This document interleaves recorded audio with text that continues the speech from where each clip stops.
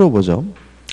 법률 사실과 법률 요건에 관한 설명으로 틀린 것은 기본적인 문제인데, 일단 법률 사실이 모여서 법률 요건을 만들잖아요. 그럼 1번 보시면 임대차 계약은 청약과 승낙, 이게 뭐죠? 법률 사실이고, 이라는 의사표시와 합치로 성립하는 법률 요건이다. 맞는 질문이죠.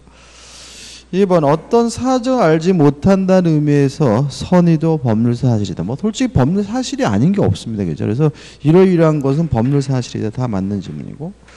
3번 시간의 경과는 사람의 정신작용에 의하지 않는 법률 사실이다. 맞는 질문이고, 이걸 우리가 뭐라 하죠? 사건이라고 하죠. 4번 무권 대리행위의 추인 여부에 관한 상대방의 채고는 준법률행위고, 준법률행위 중에서 의사의 통지니까 채고는 의사의 통지이다. 맞는 질문이죠. 이 문제는 5번이 답인데 결국은 4번이 힌트가 되는 거죠. 자, 우리가 의사표시가 없는 적법행위를 준법률행위라고 하고, 준법률의 효과가 무엇에 의해서 결정되냐면 법률 규정에 의해서 결정되잖아요. 그러면 채고가 의사의 통지고 준법률행위라면 채고 효과는 무엇에 의해서 결정이 되냐면 법률 규정에 의해서 결정이 되거든요. 그럼 5번 민법 제552조에 따라 상대방이 채고했음에도 해제권자의 통지가 없기 때문에 해제권이 소멸하는 효과는, 그러면 이게 무슨 말이죠? 채고의 효과는 이거죠. 채고 효과는 당사자 의사에 근거한다. X. 채고는 준법률행위고, 준법률의 효과는 무엇에 의해서 결정되죠? 법률 규정에 의해서 결정되니까 채고의 효과는 당사자 의사에 근거한다.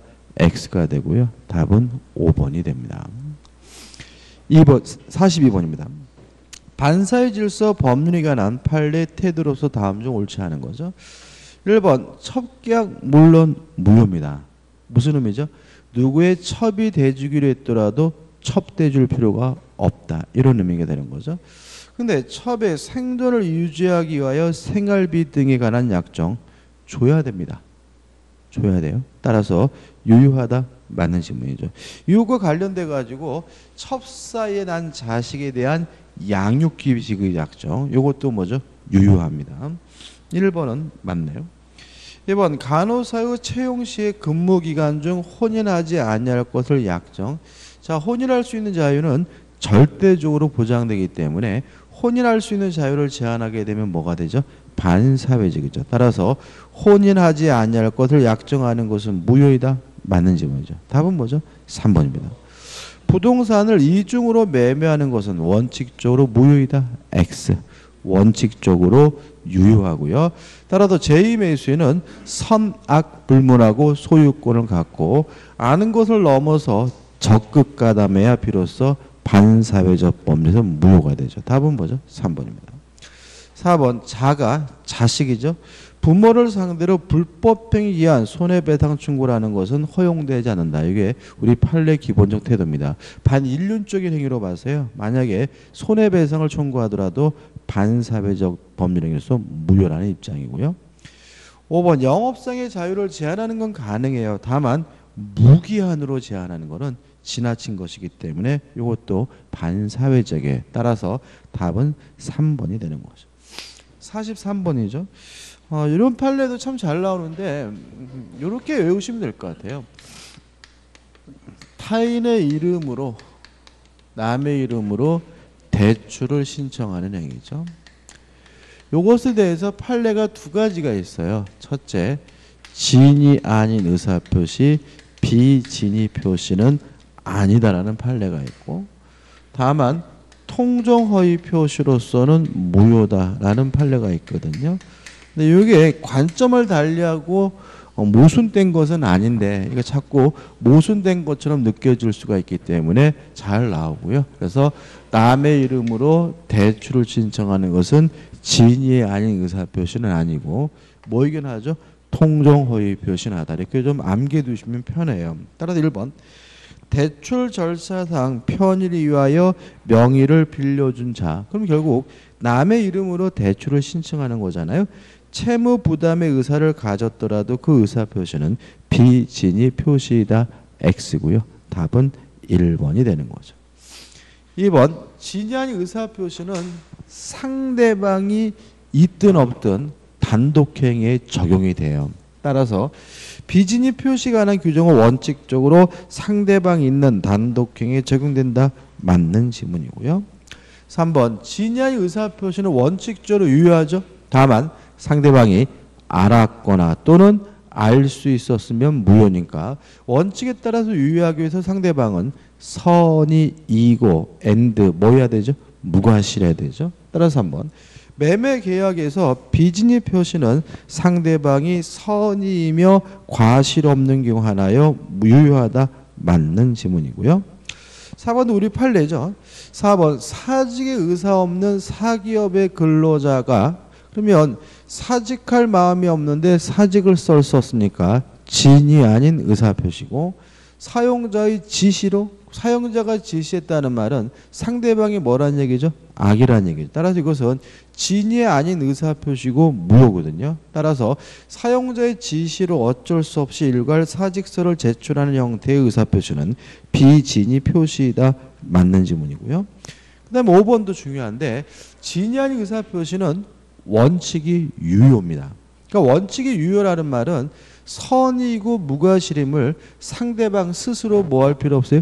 입증할 필요가 없다는 거죠. 따라서 원칙이 무효고 예외가 원칙이 유효고 예외가 무효니까 무효임을 주장하는 자가 무효임을 입증해야 되니까 5번 상대방이 표의자의 진이 아님을 알았다는 것은 무효를 주장하는 자가 증명해야 한다. 맞는 질문이죠.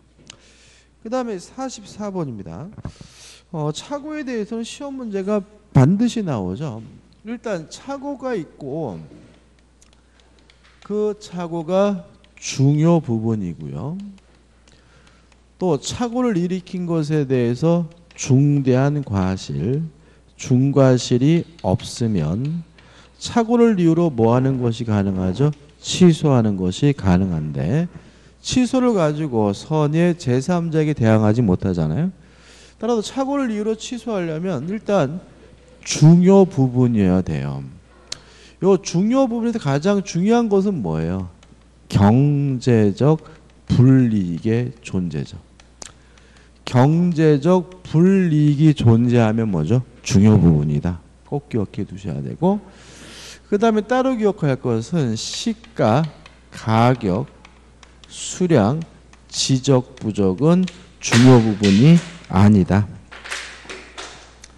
지적, 부적은 중요 부분이 아니기 때문에 시가, 가격이 잘못됐다는 이유만으로는 착오를 이유로 취소할 수가 없고요. 그 다음에 중요 부분임은 누가 입증하느냐. 중요 부분임을 입증하면 결과적으로 취소할 수 있으니까 누가 입증하겠습니까? 취소하고자 하는 표의자가 입증을 하겠죠. 그 다음에 중대한 과실이 없어야 돼요. 따라서 중대한 과실이 없다는 따라서 과실이 존재하는 경우에는 착오를 이유로 취소하는 것이 가능하지만 단순한 과실이 아니라 중대한 과실이 존재하는 경우에는 원칙적으로 착오를 이유로 뭐 할 수 없죠? 취소할 수가 없는 거죠. 따라서 중대한 과실이 존재한다는 사실이 입증이 되면 결국 뭐 하지 못하죠? 취소하지 못하니까 누가 입증하냐면 취소하지 못하게 막으려고 하는 상대방이 뭐 하게 돼요? 입증하게 되는 거죠. 그 다음에 이러한 요건을 갖추면 착오를 이유로 뭐 할 수 있어요? 취소할 수 있는데 취소는 아무나 취소할 수 있는 것이 아니라 취소권자가 따로 있죠. 자, 취소권자 누가 있습니까? 제한 능력자 취소할 수가 있고요. 그 다음에 착오, 사기, 강박에 의한 의사표시자 취소할 수 있고요. 그 다음에 세 번째, 이들의 대리인도 취소할 수 있고 이들의 누구도요? 승계인도 취소할 수 있어요. 물론 요거는 착오에 의한 의사표시니까 착오에 의한 의사표시를 한 자가 취소할 수 있고 이 사람의 대리인가 이 사람의 뭐가요? 승계인이 취소할 수 있는 거죠. 취소는 아무나 취소할 수 있는 것이 아님을 항상 뭐 하셔야 돼요? 조심하셔야 됩니다. 자, 그럼 보죠. 1번 차고자에게 중대한 과실이 있으면 취소할 수 없다. 이 경우 중대한 과실에 대한 입증 책임은 차고자에게 있다, 표의자에게 있다, X죠. 자, 누가요? 상대방이 입증하는 거죠. 답은 뭐죠? 1번이죠.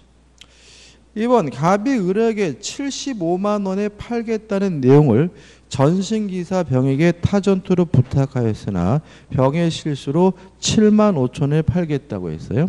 이거는 요렇게 하려다가 요렇게 한 것이니까 대표적인 표시상의 착오고요. 이것이 중요 부분이면 착오를 이유로 뭐 할 수 있겠어요? 취소할 수 있겠죠?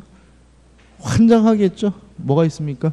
경제적 불이익이 있네요. 세상에 얼마짜리입니까? 75만 원짜리인데 지금 얼마로 매매 계약하니에요? 7만 5천원에 매매할까 이죠. 따라서 중요 부분이니까 착오를 이유로 뭐 할 수 있습니까? 취소할 수가 있는 거죠.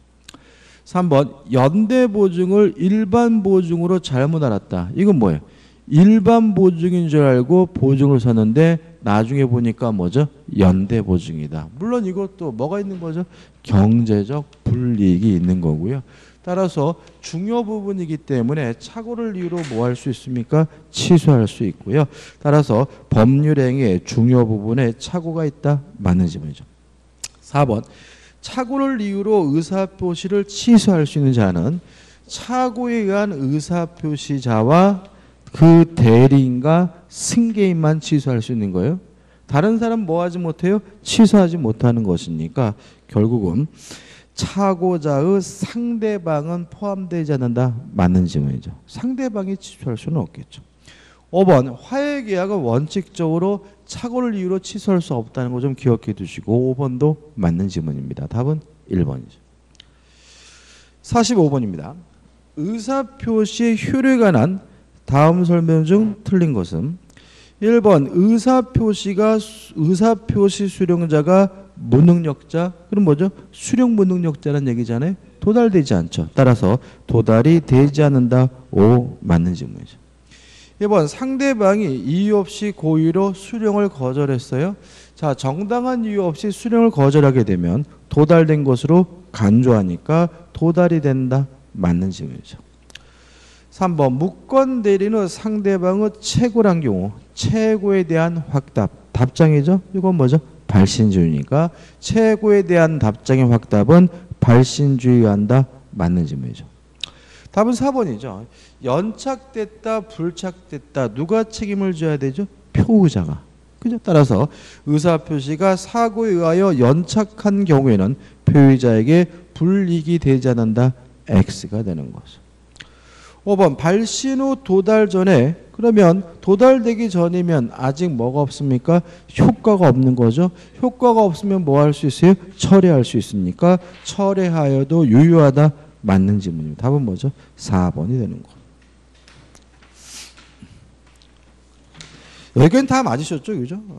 다 맞았을 것이라고 저는 굳게 믿습니다. 그죠? 자, 46번입니다. 기본적인 문제죠. 1번 대리권에 대한 다음 설명 중 옳지 않은 겁니다. 자, 대리는 행위 능력자일 필요가 없거든요. 따라서 대리인 제한 능력자도 대리인이 될 수 있으므로 1번 미성년자라도 타인의 대리인이 될 수 있다. 5 맞는 질문이죠. 2번 대리권이 있긴 하지만 대리권의 범위가 명확하지 아니한 대리는 보존행위와 성질이 변하지 않는 범위 내에서 이용, 계량행위를 할 수가 있으므로 2번 권한을 정하지 아니한 대리인은 보존행위와 대리의 목적인 물건이나 권리의 성질을 변하지 아니하는 범위에서 그 이용 또는 계량하는 행위만을 할 수 있다. 맞는 질문이 되겠죠. 3번 이미 대리는 원칙적으로 복대를 선임할 수가 없지만 친권자 후견과 같은 법정 대리는 자유롭게 복대를 선임하는 것이 가능하므로 3번 법정 대리는 특별한 사정이 없는 한 복대를 선임하지 못한다. X입니다. 이 3번은 앞에 주어가 이미 대리로 들어가면 맞죠. 그러니까 임의대는 원칙적 복대는 선임할 수가 없으니까 특별한 사안이 없으면 임의대는 복대는 선임하지 못한다. 맞지만 법정 대리는 자유롭게 복대는 선임할 수가 있으므로 답은 3번이죠. 자, 대리에서 의사를 결정하는 사람 누굽니까? 대리인이죠. 의사를 표시하는 사람도 대리인이고 법률 행위를 하는 사람도 대리인이니까 궁박만 본인, 궁박을 제외한 나머지 모든 것들은 다 누구만을 가지고 따집니까? 대리인을 기준으로 따지죠. 따라서 4번 의사표시의 효력이 의사의 흠결, 사기, 강박 또는 어느 사정을 알았거나 과실로 알지 못한 것이나여 영향을 받은 게 그 사실 의무는 대리인을 표준으로 하여 결정한다. 맞는 질문이죠. 5번 대리인이 여러 명이면 각자 대리가 원칙이죠. 따라서 대리인이 수인 있는 때에는 특별한 사정이 없는 한 각자가 본인을 대리한다. 5 맞는 질문이죠. 자, 47번입니다.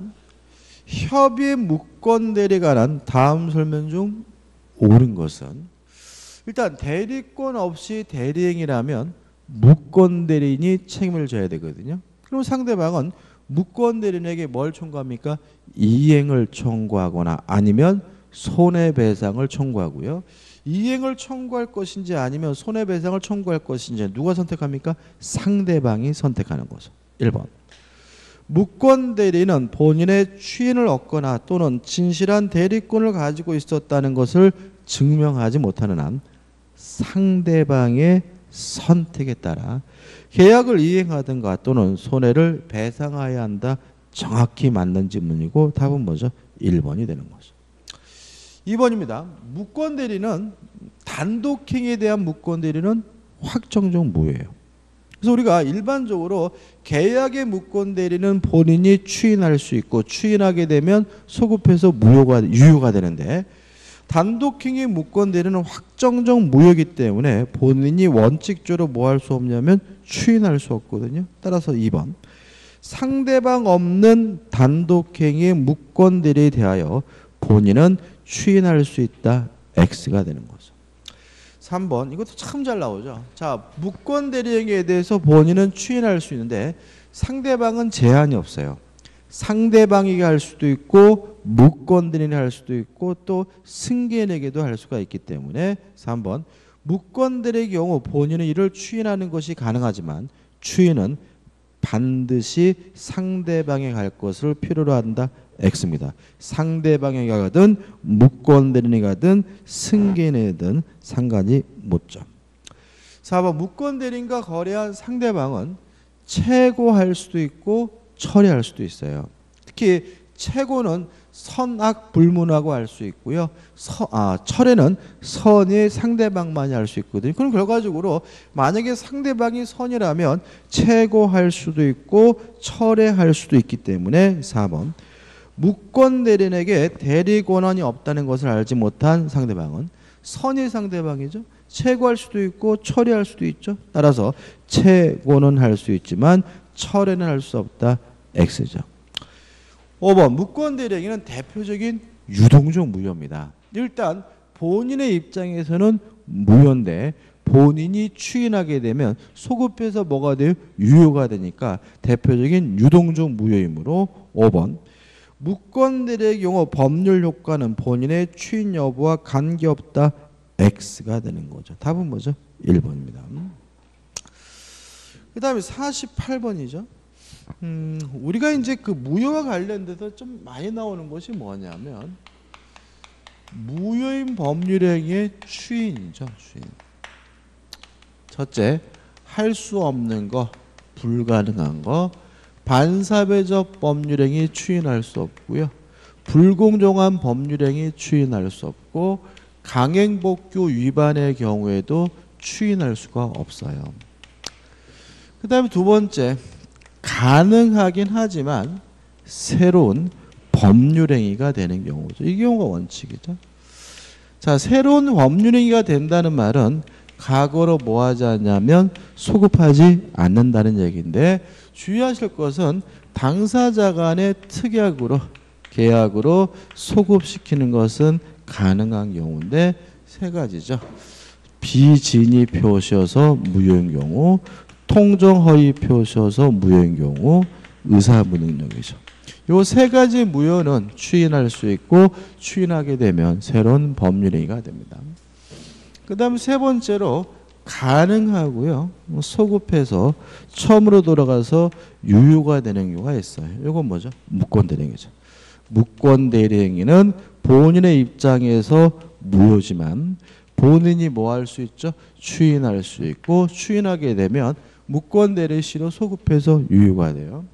근데 여기서 좀 조심할 것은 뭐냐면 불공정한 법률행위죠. 그러니까 불공정한 법률행위도 반사회적 법률행위이기 때문에 뭐 할 수 없냐면 추인할 수 없는 거예요. 다만 우리 판례는 불공정한 법률행위에 대해서 추인할 수는 없지만 무효행위 전환은 가능하다는 것이 우리 판례 입장이라는 거 꼭 기억해 두시기 바랍니다. 다시 말하면 불공정한 법률행위는 반사회적 법률의 일종이기 때문에 뭐 할 수 없죠? 추인할 수 없다. 다만 무효행위 전환은 가능하다는 것이 우리 판례 입장인 거죠.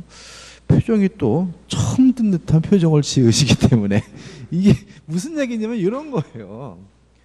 자, 갑이 궁박한 상태예요. 궁박한 상태를 이용해 가지고 갑의 토지를 을이 3억에 매매 계약을 했는데 실제로는 이것이 예를 들어서 5억짜리 토지였다면 주관적으로 궁박하 그것을 이용해서 5억짜리를 3억에 매매 계약을 했다면 현저히 뭐도 있는 거죠? 불균형도 있으니까 이 매매 계약은 불공정한 법률행위로서 뭐인 거예요? 무효인 거죠. 그죠? 따라 이것도 나쁜 짓이기 때문에 뭐 할 수는 없는 거예요? 추인할 수 없고 추인한다 그래서 요 3억을 한 매매 자체가 뭐로 되는 건 아니에요? 유효로 되는 것은 아니란 얘기죠. 그죠? 근데 갑이 을에게 등기를 못 해주겠대요. 무효임을 주장하면서. 그래서 을이 갑한테 도대체 그러면 얼마에 파시겠습니까? 했더니 갑이 뭐라 그러냐면 최소한 내가 5억은 받아야 되겠다라고 해서 을이 좋다고 했다면 3억으로서는 유효하지만 5억으로 한 매매기간 뭐 할 수 있죠? 유효할 수가 있잖아요. 따라서 불공정한 법률행위는 뭐는 인정이 됩니까? 무효행위의 전환은 인정된다는 것이 우리 판례 입장이라는 거 꼭 기억해 두셔야 돼요. 자, 그럼 보죠. 1번 법률행위 일부분이 무효인 경우 그 무효 부분이 없더라도 법률행위를 하였을 것이라고 인정될 때는 나머지 부분은 무효가 되지 않는다. 맞죠? 다시 말하면 일부가 무효면 원칙적으로 무효지만 그 무효인 부분이 없더라도 법률행위를 하였을 것이라고 인정될 때는 그때는 예외적으로 뭐죠? 일부만 무효가 되는 거죠. 그래서 제가 어떻게 말씀드렸죠? 상의와 하의 바지를 샀는데 하의에 대한 매매 계약이 무효면 어디까지 무효죠? 상의, 웃도리까지 무효가 되는 것이 원칙이다. 근데 당사자가 요 바지가 무효라고 하더라도 뭐만요? 윗도리만이라도 살 마음이 인정된다면 그때는 바지만 무효고 상의, 윗도리에 대한 매매 계약은 뭐 할 수 있죠? 유효할 수 있다. 이런 취지가 되는 거죠. 2번 매매 계약이 매매 대금의 과다로 인하여 불공정한 법률행위로서 무효인 경우 무효행위 전환에 관한 규정이 적용될 수 없다. X죠. 과다에서 무효든 과소에도 무효든 불공정한 법률행위는 무효행위 전환에 관한 민법 규정이 적용된다는 것이 우리 판례 입장이므로 답은 뭐죠? 2번이 되는 거죠. 3번 같은 거는 참 의미 없죠. 우리 민법에서 모든 의사표시는 명시적으로 할 수도 있고 묵시적으로 할 수 있어요. 따라서 묵시적으로 못한다 그러면 그냥 따질 필요 없이 뭐인 거예요? 무효인 거거든요. 따라서 무효행위 추인은 명시적으로 뿐만 아니라 묵시적으로도 할 수 있다. O 맞는 질문이죠. 4번 부동산 이중매매에서 매도인의 배임행위에 제2매수인이 적극 가담했어요. 그러면 무효죠. 왜 무효인 거죠? 반사회적에서 무효잖아요. 그죠? 반사회적 법률행위는 뭐 할 수 없어요? 추인할 수 없으니까 무효인 경우, 가담한 경우 제2매수인은 매수인의 매매 계약은 무효이고 추인에 의하여 유효로 되지 않는다. 맞죠? 왜요? 제2매수인이 적극 가담하면 반사회적 법률은 무효니까요. 그 다음에 5번 무효인 가등기를 유효한 등기로 전용하기로 한 약정. 무효등기 유효인데 가능하거든요. 다만 항상 제3자의 권리는 뭐 할 수 없어요? 침해할 수가 없는 거죠. 따라서 그때부터 유효하고 이로써 가등기가 소급화 유효한 등기로 전환될 수 없다. 맞고요. 만약에 소급해서 유효가 된다면 제3자의 권리를 뭐 할 수 있어요? 침해할 수 있기 때문에 안 되는 거죠. 답은 뭐죠? 2번이 됩니다. 그 다음에 49번이죠.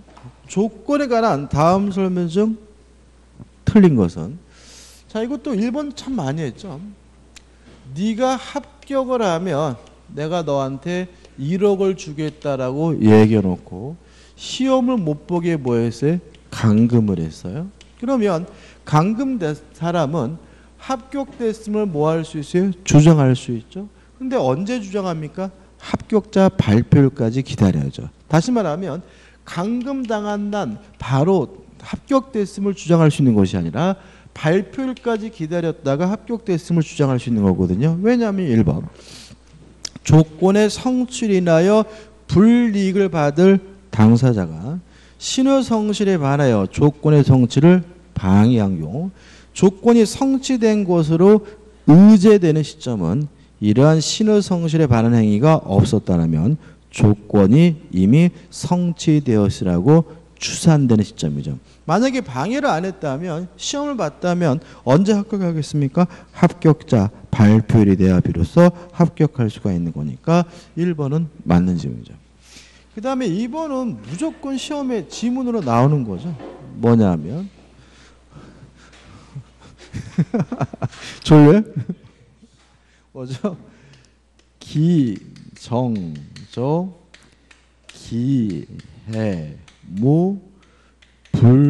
불정무 불해조죠. 그러니까 우리가 조건과 기한에 대해서 문제가 한 문제가 출제된다면 5개 지문 중에서 한 가지는 요 기정조 기해무 불정무 불해조에서 문제가 나올 거고요. 이것도 암기하는 방법이 여러 가지 있는데 제가 보면은 그냥 단순 무식하게 그냥 외우는 게 제일 편합니다.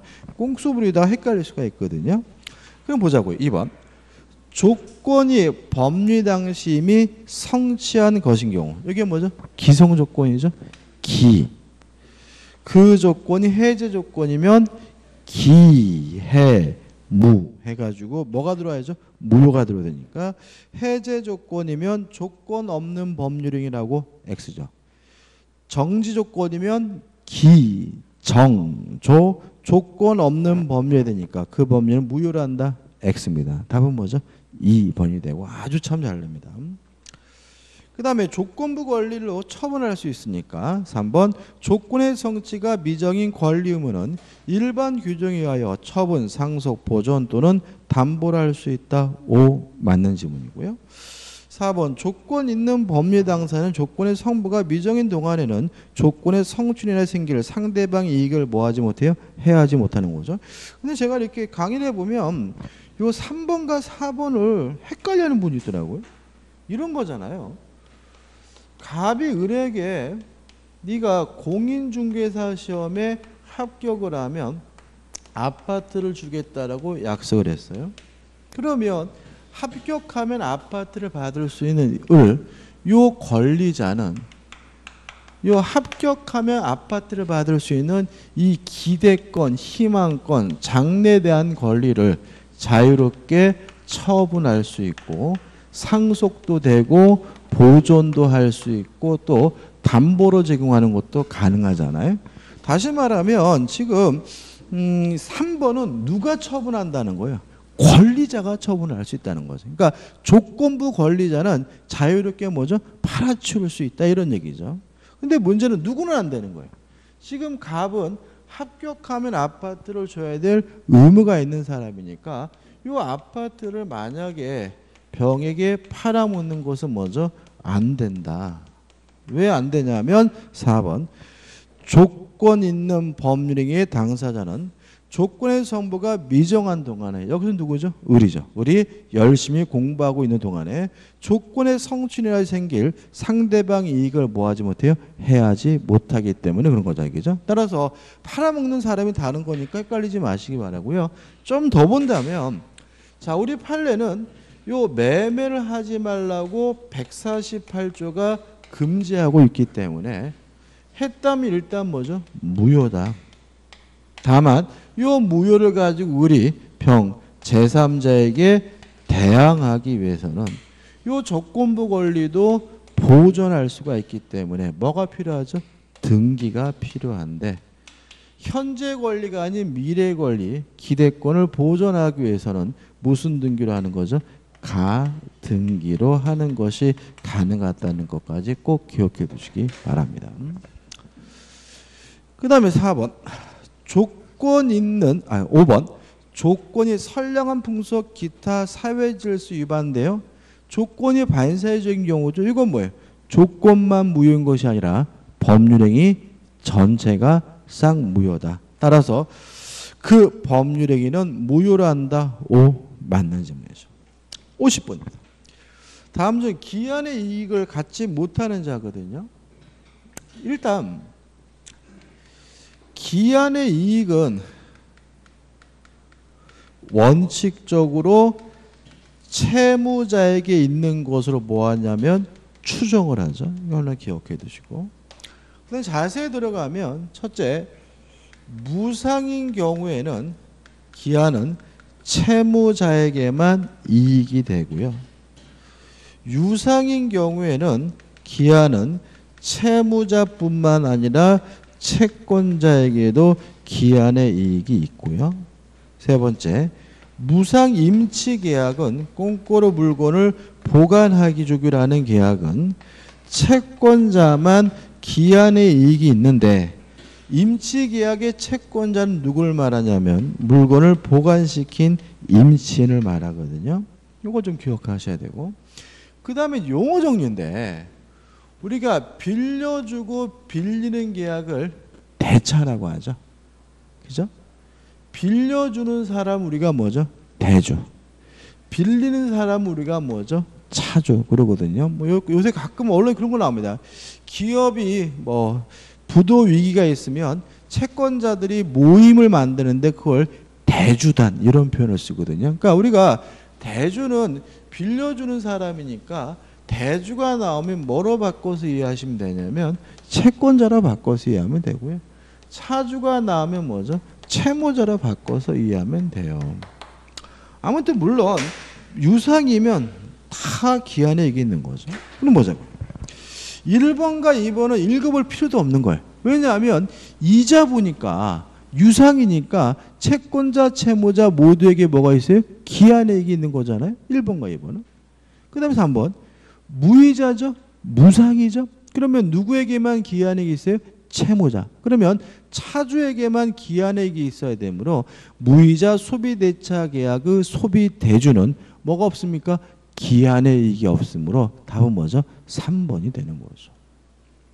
4번 사용대차는 항상 뭐죠? 무상입니다. 따라서 사용차주 기한액이 있고 5번 무상 임치계약이 임치인입니다. 임차인이 아니라 뭐죠? 임치인이죠. 이게 참 이게 묘한 게 임치인이라고 적어서 이렇게 원고를 보내도 꼭 바뀌더라고요. 이걸 임차 오토로 생각하셔서 그죠? 임치인은 뭐가 있죠? 기한액이 있죠. 답은 3번이죠. 51번입니다.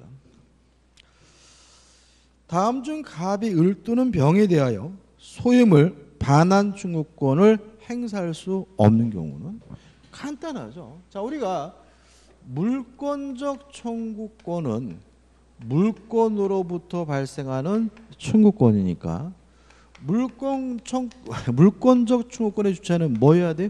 물권자여야 되죠. 물권이 있는 사람만이 청구할 수가 있다. 그 다음에 물권적 청구권의 상대방은 누구를 말하냐면 점유자를 의미하는데 그 사람이 점유하고 있다면 그 사람의 점유가 직접 점유든 간접 점유든 따지지 않지만 그 사람에게 아무런 고의도 과실도 요구하지 않는다.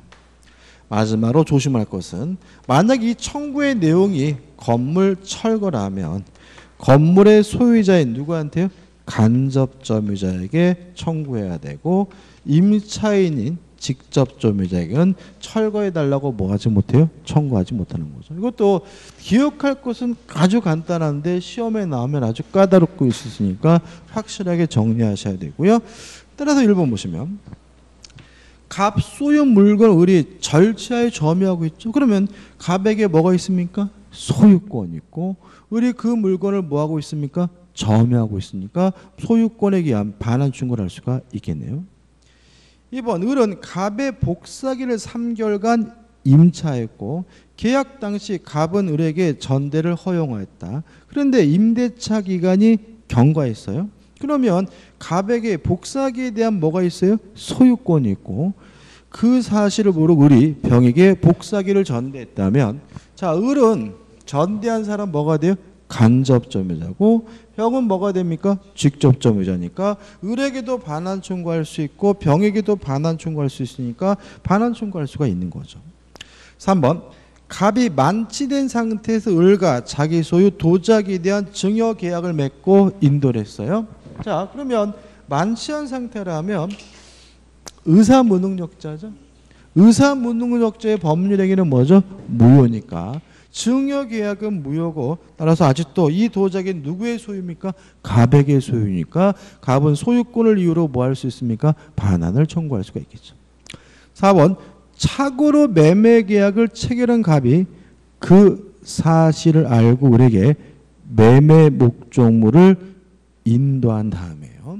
자 이건 뭐냐면 자 취소권자는 법률행위를 뭐 할 수 있냐면 추인할 수 있죠. 자, 추인이 이루어지게 되면 더 이상 뭐 할 수 없어요? 취소할 수가 없는데 추인을 언제 하면 되는 거죠? 원인이 종료된 후에 하면 되는 거죠. 다시 말하면 원인이 종료된 후에 추인하면 더 이상 뭐 할 수 없습니까? 취소할 수 없잖아요. 그럼 다시 한번 읽어볼까요? 자, 이렇게 됐잖아요. 착오로 매매 계약을 체결한 갑이 그 사실을 알고 원인이 종료됐죠. 착오임을 알면서 을에게 뭐 했어요? 목적물을 인도했다면 뭐가 됩니까? 법정 추인인 거죠. 그죠? 원인이 종료한 후에 이행하는 것은 뭐가 돼요? 법정 추인이니까 더 이상 뭐 할 수 없습니까? 취소할 수가 없고 따라서 착오를 이유로 매매 계약을 취소했더라도 취소 자체가 무효니까 이 물건을 뭐 할 수 없습니까? 돌려받을 수는 없는 거죠. 답은 뭐죠? 4번이 되는 거죠. 5번 오로지 채권자 병의 강제 집행을 면탈할 목적으로 채무자 갑이 자기 소유 부동산 일을 알고 있는 을에게 매매를 가장에 양도했어요. 그러면 가장매매죠. 통정허위 표시죠. 통정허위 표시는 무효니까 갑은 자신의 소유권을 이유로 을에게 뭐 할 수 있습니까? 반환을 청구할 수가 있는 거죠. 답은 뭐죠? 4번입니다. 자, 52번입니다.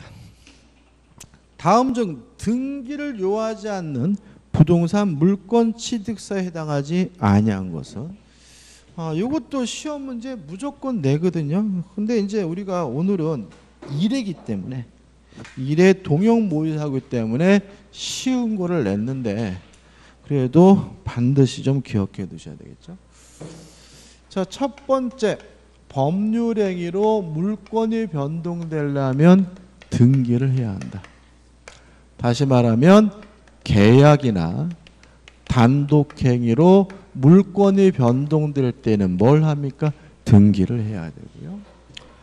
두 번째, 법률 규정에 의해서 물권이 변동될 때는 등기할 필요가 없는데 법률 규정이라는 말은 결국은 계약도 아니고 단독행위도 아닌 다른 사유로 물권이 변동될 때는 뭐 할 필요 없죠?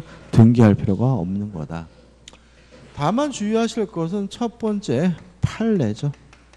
판례 중에 이행 판결은 실질적으로 법률 행위에 의한 물권 변동이니까 등기를 해야 하고요. 판례 중에 형성권에 의한 판결인 형성 판결은 뭐 할 필요 없죠? 등기할 필요가 없다. 네 번째, 재단법인 설립행위죠. 재단법인은 등기 없이 일단 소유권을 취득하긴 하는데 다만 등기 없이 취득한 자신의 소유권을 가지고 제3자에게 대항하기 위해서는 뭐가 필요하냐면 등기가 필요하다. 꼭 기억해 두셔야 돼요.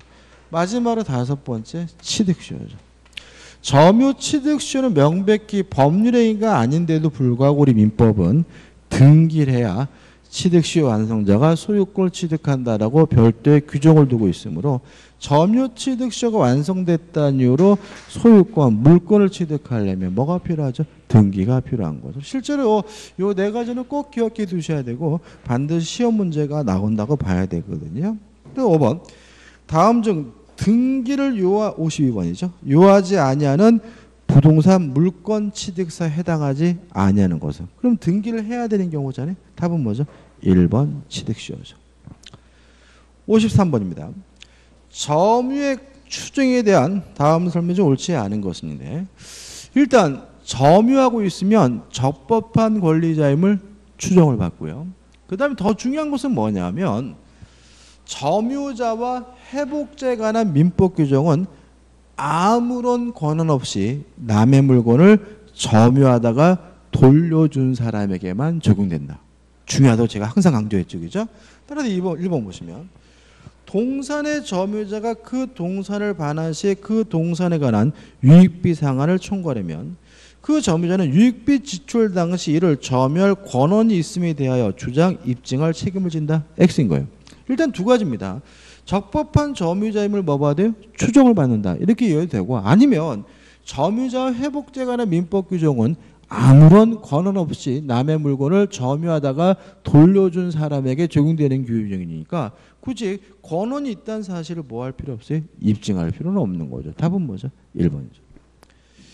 2번 부동산의 점유자는 소유의 의사로 그 부동산을 점유한 거 추정된다. 자주점이 추정되죠.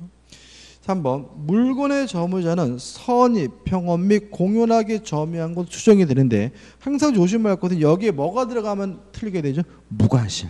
무과실은 추정되지 않는다. 그래서 이 3번 같은 지문이 나오면 무과실이 있는지 없는지를 확인해 보시기 바라고 무과실이 없으니까 3번은 뭐죠? 맞는 지문이 되겠죠. 4번 전후 양시에 점유한 사실이 있는 때는 그 점유는 계속한 것으로 추정이 되고요. 5번입니다.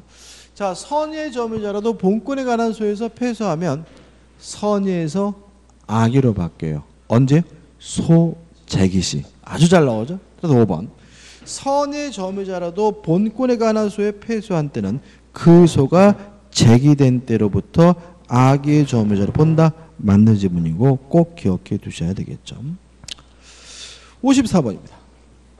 주의 토지 통행권에 관한 설명은 옳지 않은 거죠. 일단 주의 토지 통행권은 맹지면 갇힌 땅이면 어쩔 수 없이 남의 땅을 다니게 되는 권리인데 원칙적으로 뭘 해줘야 됩니까? 보상을 해줘야 됩니다. 근데 우리 민법이 토지의 분할이나 일부 양도로 맹지가 된 경우는 보상할 필요가 없는 무상주의 토지 통행권을 규정하고 있는데 무상주의 토지 통행권에 관한 규정은 직접 당사자 간에만 적용된다는 것이 우리 판례 입장이므로 1번 토지의 분할 및 일부 양도의 경우 무상주의 주의 통행권에 관한 민법의 규정은 포위된 토지 또는 피통행지의 특정 승계인에게 적용되지 않는다. 5죠. 왜요? 직접 당사자 간에만 적용된다는 것이 우리 판례 입장이니까요.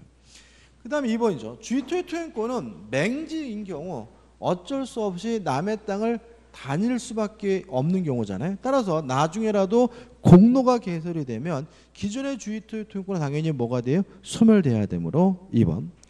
주의토지 통행권은 이를 인정할 필요성이 없어지면 당연히 소멸한다. 맞는 질문이죠.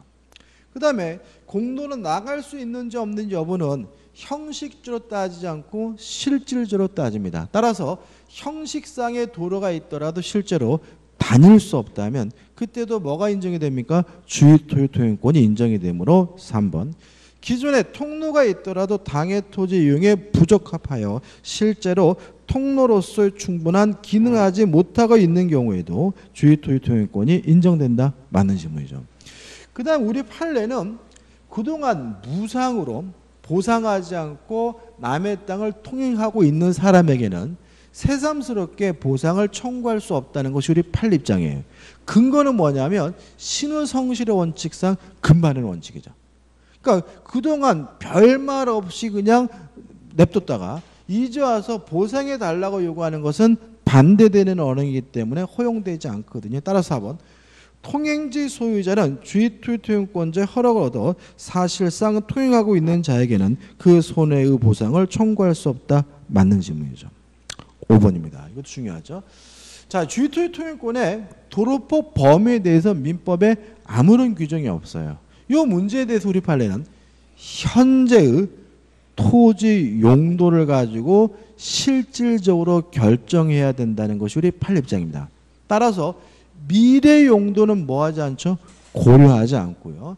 실질적으로 도로폭이 결정되는 것이니까 건축법의 규정도 뭐 되지 않습니까? 적용되지는 않거든요. 5번 주의토지 통행권이 인정되는 도로의 폭과 면적을 정함에 있어서 건축법의 건축과 관련하여 도로에 관한 폭 등의 제한 규정이 있으면 이에 따라 결정해야 한다. X가 되고요.